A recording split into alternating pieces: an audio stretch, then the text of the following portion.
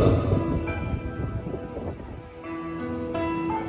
जिसमें जिंदगी का पहला पल यानी कि उसका बचपन, जब एक बच्चा जन्म लेता है तो उसे संभालने वाले बहुत से लोग होते हैं जो उसे सब कुछ प्रदान करते हैं उसकी आवश्यकताओं के अनुसार। लेकिन जिंदगी में ऐसे इंसान की आवश्यकता सदैव होती है जो उसे सही मार्ग दिखा सके, जो उसे जिंदगी के सही मायने समझ सके, उसका हाथ थाम कर अंधेरे से उजाले की ओर ले जा सके।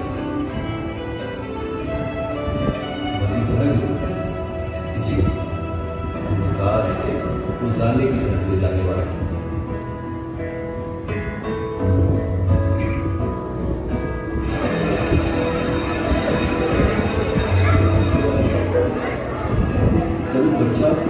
विद्यालय में आता है तो उसके लिए कोई अलग दुनिया होती है और उस दुनिया को उसे अपनी दुनिया बनाने की समय है।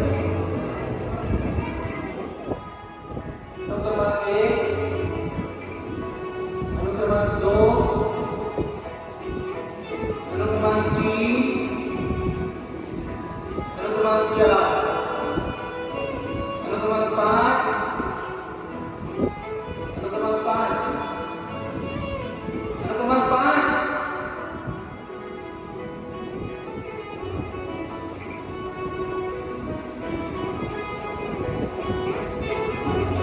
अरे बच्चों सुनो,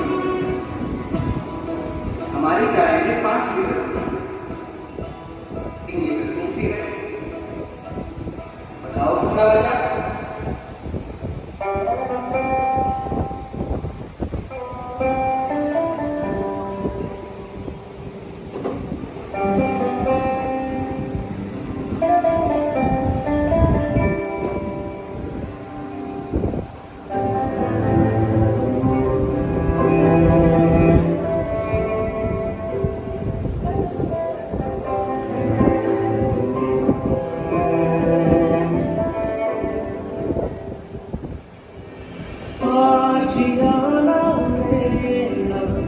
साथ तेरे है ना, ढूंढती तेरी गली मुझको घर में ना, आबोदाना मेरा हाथ तेरे है ना, ढूंढते तेरा खुदा मुझको रब में ना।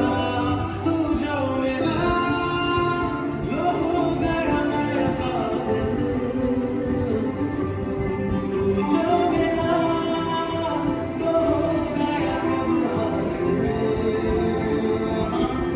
मुश्किल से ही आसान हुई मंजिल।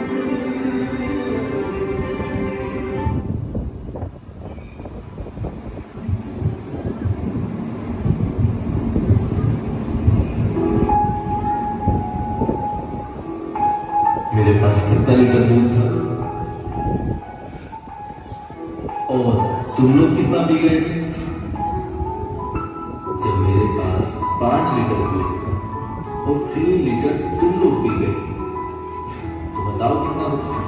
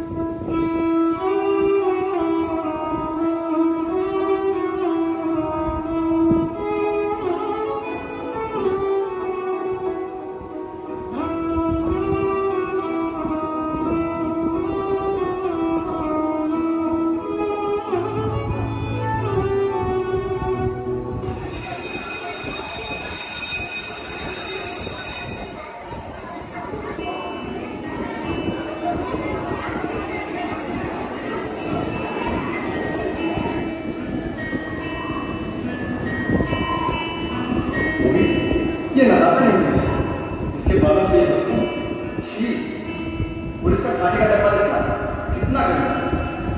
लगता है छत पर इसके माँ बाप भी ऐसे होते हैं।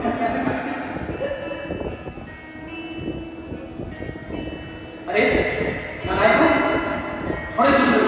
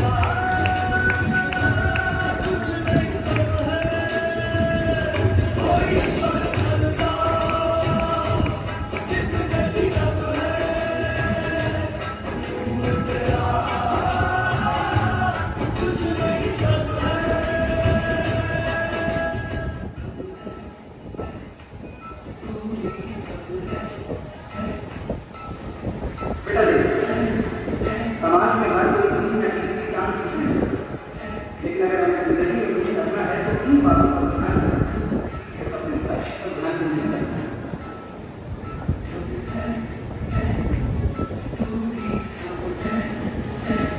सुरेश, तुम्हें पता है बेटा, जिंदगी में वक्त बदलते वक्त, इसलिए कभी भी जिंदगी में किसी का मजाक नहीं करना चाहिए।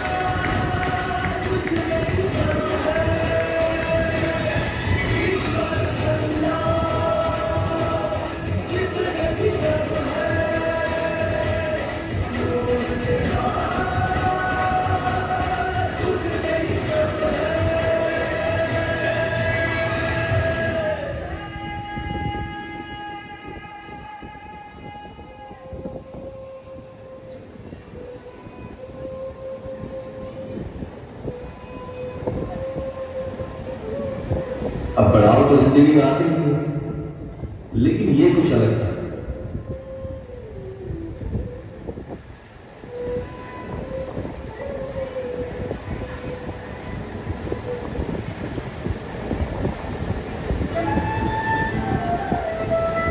क्या हुआ अभी? पता नहीं कहाँ देखी। ध्यान से देख भाई, यहीं रखी नहीं है।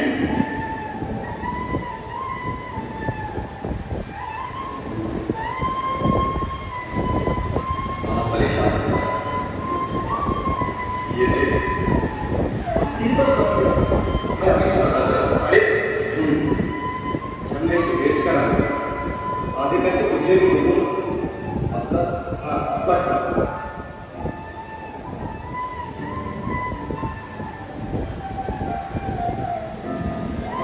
मुझे तुमसे ये उम्मीद नहीं थी। ना तो ये सही है और ना ही मैंने तुम्हें सिखाया है। पता है, तुम्हारी इस गलती की वजह से कोई पढ़ नहीं पाया। हमें माफ कर दीजिए, आइंदा कभी ऐसा नहीं होगा। बेटा एक बात कहूं, चाहे जिंदगी में कितनी भी बड़ी मुसीबत में क्यों ना पड़े, छोड़ी हो जी बात है।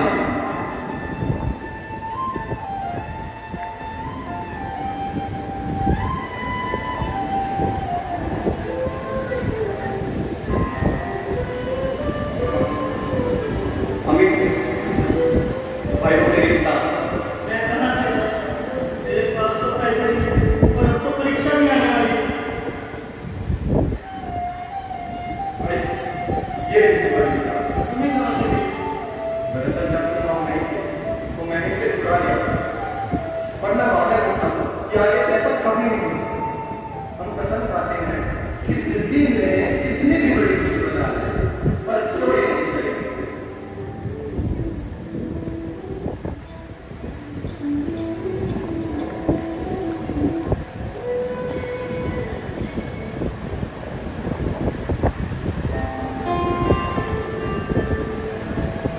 चलती रहती है, ये कभी रुकती नहीं और ना ही किसी के लिए ठहरती है। और फिर एक ऐसा मौका आता है जो विद्यालय जीवन का अंतिम पड़ाव है। वो आंखों में नमी हुई, चेहरे पर मुस्कान सा, सब कुछ जारी रहता है और खुद वही खड़ा रहता है जहां अभी के धोखे से अगर कुछ नजर आता है तो वो है सिर्फ जुल्म, वो है सिर्फ पल, वो है सिर्फ यादें।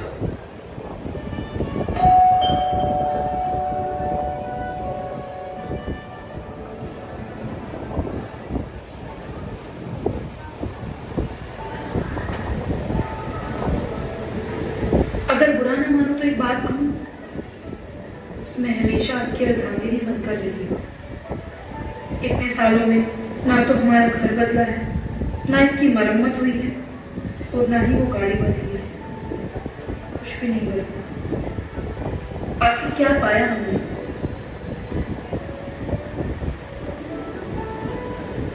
जो हमने पाया है शायद ही कोई आम इंसान हुआ जिसने ये सब पाया। तुम्हें पता है, जब आज सुबह मैं विद्यालय की तरफ जा रहा था तो तुमने कहा था, अजी सुनो, आते समय ये अंगूठी ठीक करवा लो। हाँ बिल्कुल। रास्ते में जब मैं सुनार की दुकान के पास पहुंचा तो उस लड़के ने, जो कि दुकान का मालिक था, अपनी जगह छोड़कर झटाक से खड़ा हुआ और मेरे पाँव छुए और मुझे अपने पास रखा और अंगूठी लगा। उस अंगूठी से ज्यादा ध्यान उस लड़के का मुझ पर था, मुस्कुराहट के साथ। जैसे उसने अंगूठी को ठीक किया तो मैंने अपनी जेब में पट्टी में रखी, मेरे पास नहीं था। मैं उसे कुछ कहने ही वाला था तो उसने फटाक से कहा कि गुरुजी, जो आपने हमें दिया है उसकी कीमत क्या है? कुछ भी नहीं है, आप फिर भी दे दीजिएगा। और सुनो, वहाँ से निकलने के बाद जब मैं पुलिस स्टेशन पहुँचा ताकि मैं रिपोर्ट लिखवा सकूँ तो मैंने वहाँ देखा कि थोड़ी भीड़ सी थी, जिसमें एक बड़े अफसर 3-4 लोगों को समझा रहे थे। उनकी कमर मेरी तरफ थी, इसलिए मैं उनका चेहरा नहीं देख पाया। लेकिन जब उन्होंने कहा कि जिंदगी में कितनी भी बड़ी मुसीबत क्यों ना आए पर कभी चोरी मत करना, मैं मेरी आंखों से बहते हुए पानी को रोक न सका क्योंकि वो मोहित ही तो था। उसने मुझे देखा और मेरे पैर छूकर मुझे गले लगा कर कहा, गुरुजी, मैं आज जो कुछ भी हूँ आपकी वजह से।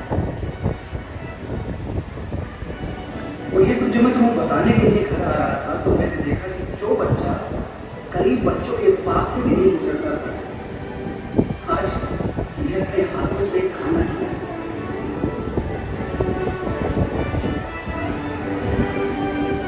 तुम्हें पता है, ये सब जो मुझे वहां पढ़ाकर मिला है वो जिंदगी में मुझे कभी नहीं मिल सकती। मेरी खुशी उनमें है, ना कि किसी बड़े घर में या बड़ी गाड़ी में।